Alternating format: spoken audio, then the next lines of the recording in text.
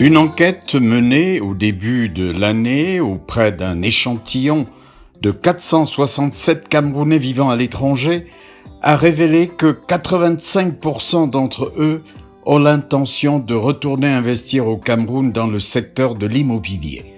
Leurs motivations sont de se constituer un patrimoine, préparer leur retraite, faire un investissement locatif ou bâtir une résidence de vacances. Les investissements envisagés peuvent aller jusqu'à 300 millions de francs CFA. Ils ont à moins de 100 000 euros sur le compte bancaire qui dort. Et ils ont les principaux freins qui sont ressortis. La confiance, le tiers de confiance pour les accompagner, le financement, les organismes de financement qui ne les accompagnent pas, soit par manque d'informations, par des difficultés de tracasserie administrative. Pas plus tard que la semaine dernière, nous accompagnons un membre de la diaspora pour un projet immobilier d'environ 130 millions et qui est bien évidemment en bonne voie puisque le représentant de la France du Crédit Foncier a donné son aval. Et une fois validé, le projet sera accompagné à 80 à 90% pour être pessimiste comme ça. Là. Les freins à l'accession immobilière rencontrés par la diaspora sont énormes. Avoir le titre foncier relève du parcours du combattant. Il y a des difficultés à transférer les fonds au pays et la famille est souvent accusée de détourner l'argent dédié aux travaux.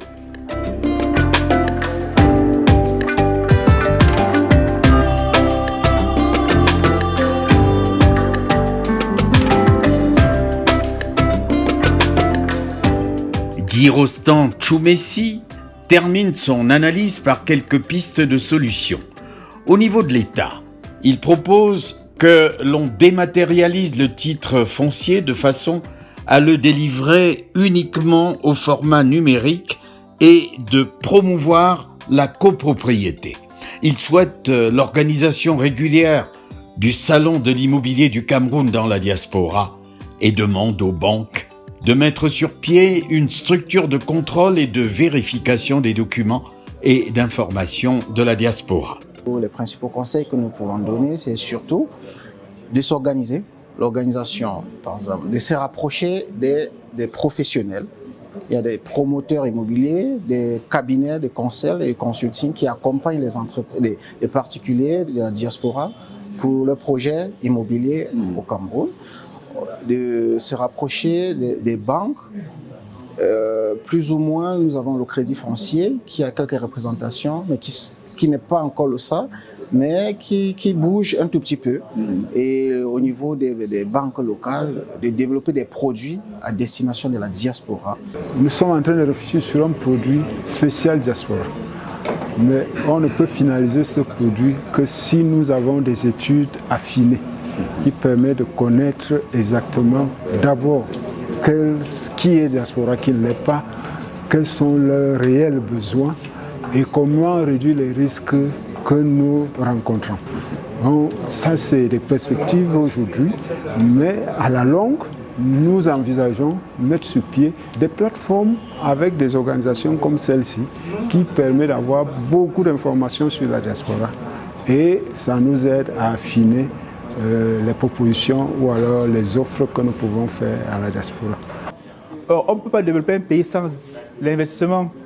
Or, il se trouve donc que la finance structurée, c'est justement ce métier de la finance qui permet de structurer l'épargne à court terme pour la rendre à moyen et long terme. Donc, c'est à travers cet instrument que les banques peuvent désormais financer l'immobilier commercial, l'immobilier industriel, qui justement viendra compléter l'offre immobilière qui est déjà assez fournie sur le volet immobilier résidentiel, couvert déjà par le Crédit Foncier, le MINSU et tous ces projets-là. Sur place, au Cameroun, la diaspora devrait aussi s'intéresser aux programmes immobiliers promus par l'État qui a mis sur pied une politique d'urbanisation à travers la construction de nombreux logements sociaux dans toutes les régions. Il y a un vaste programme de construction de logements sociaux et de mise à disposition de parcelles constructibles qui a été lancé par le chef de l'État, qui est en cours d'implémentation. Les résultats sont visibles dans plusieurs villes, Yaoundé, Douala, Bafoussam, Bamenda, Limbe, Boya, qui n'est pas encore achevé à date, Maroua, Garoua, Ngaoundéré et Bertois. Donc tous les chefs-lieux de région à date ont déjà bénéficié de ce programme, en plus des villes de Saint-Mélima et Limbe. Le programme se poursuit. Comme je l'ai dit, il y a le volet construction de logements, mais il y a aussi la mise à disposition des parcelles constructibles qui est mise en œuvre par le MINCAF. Parallèlement, il y a une politique qui est mise en place pour encourager le secteur privé à accompagner l'État dans la mise en œuvre des programmes d'habitat social. Et dans ce domaine-là, nous comptons beaucoup sur la diaspora qui peut mobiliser des instruments financiers de leur côté pour accompagner l'État dans ce travail qui est fait pour loger le plus grand nombre de Camerounais. À cette contribution, nous avons le regret de constater que la diaspora échappe totalement à cette contribution-là. Nous pensons qu'il est temps pour une meilleure mobilisation des fonds, qu'on trouve un moyen de les amener aussi à contribuer à cet effort. Nous leur recommandons de mettre sur place un organisme de certification, de vérification, de contrôle des documents, qui sera un partenaire fiable non seulement pour les banques locales, mais également pour les potentiels investisseurs. Nous pourrons également le recommander auprès des promoteurs immobiliers de communiquer en organisant par exemple chaque année un salon de l'immobilier du Cameroun à la diaspora, où tous les différents partenaires intervenants, que ce soit notaires, maîtres d'ouvrage, maîtres d'œuvre, banques, se réuniront, échangeront et puis trouveront des solutions adéquates pour la résolution de nos différents problèmes.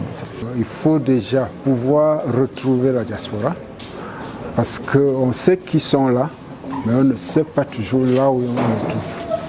On sait qu'ils sont là, mais on ne sait pas combien ils sont.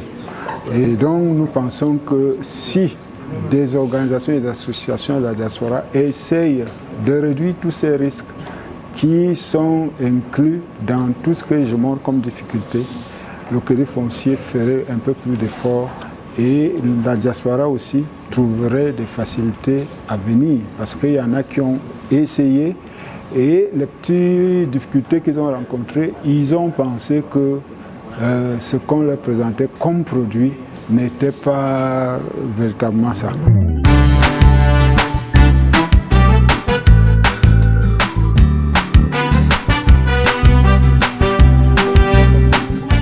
L'erreur que fait souvent la diaspora est de faire des affaires avec de mauvaises personnes. Ce que nous pouvons dire à la diaspora, c'est premièrement de cogner à la bonne porte. Il y a beaucoup de nos frères qui ont été floués par d'autres frères camerounais également. Et c'est pourquoi ils sont réticents aujourd'hui. Mais en s'adressant au ministère de l'Habitat et du Développement urbain, nous allons les accompagner déjà dans la conception de leur projet, dans la maturation du projet et également dans les différentes facilitations qui sont mises en place par l'État pour accompagner l'investissement privé. Dans ce sens, nous travaillons avec le ministère des Finances, nous travaillons avec l'API, mais il faudrait que les projets soient maturés dans le sens du décret du Premier ministre.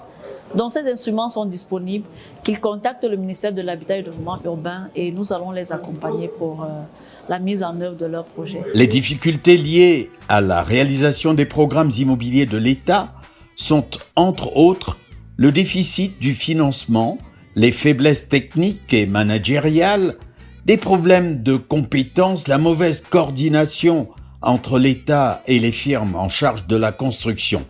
Tout cela peut effrayer le Camerounais de l'étranger qui s'y perd. Pourquoi alors ne pas travailler avec des promoteurs immobiliers privés ou bien devenir promoteur soi-même?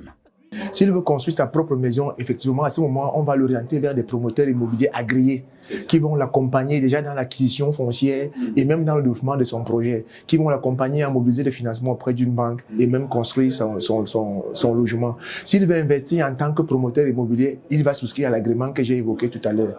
Donc, à ce moment, il a de multiples accompagnements de l'État Donc, c'est donc comme ça que ces diasporans peuvent intervenir dans notre cadre.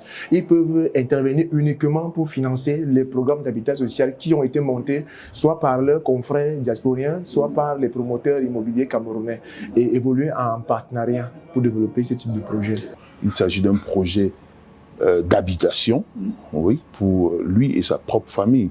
Donc, c'est pour dire que ce n'est pas, quand on dit membre le projet XN Invest est destiné aux membres de la diaspora, ce n'est pas seulement pour les personnes morales, mais également physiques, comme c'est le cas. Donc, dans le cas d'espèce, il s'agit d'un projet d'habitation qui doit être financé pour que ce membre de la diaspora, pour que ce compatriote puisse avoir, n'est-ce pas, un pied dans son pays de... C'est un investissement important quand même, hein, 130 millions pour... 130 millions, il faut préciser que c'est le montant du financement, et donc le projet global est d'environ, puisque si on prend le terrain plus quand même ce qu'il a déjà, le gros œuvre qui a été fait, on est quand même dans l'ordre de 150 millions, donc le projet en lui-même tourne les 280 millions. Qu'il s'agisse de construire sa maison propre ou d'investir dans le logement collectif, il est important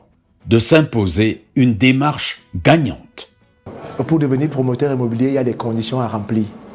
Donc, ces promoteurs immobiliers, ils s'adressent effectivement à la bonne porte. Ils peuvent le télécharger également sur le site internet du MINDU pour avoir les éléments constitutifs du dossier.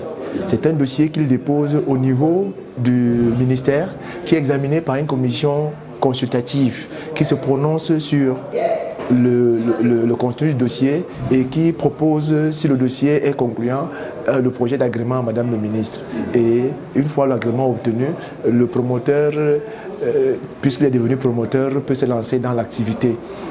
Alors, pour d'autres choses, c'est que l'État, pour encadrer les promoteurs immobiliers, a prévu un certain nombre de facilitations, notamment l'accès même déjà à la profession, qui au départ, il fallait débourser une caution de 25 millions pour encourager ceux-là qui viennent d'ailleurs et même qui sont sur place de pouvoir rentrer dans la profession. On a ramené cette caution à 2,5 millions.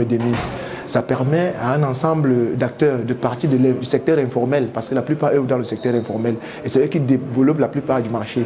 Donc on les ramène petit à petit dans le secteur formel pour gagner de plus en confiance auprès de la clientèle, auprès de l'administration qui peut l'accompagner également dans le cadre de l'aménagement des voies d'accès, des incitations diverses concernant les taxes et même des appuis fonciers.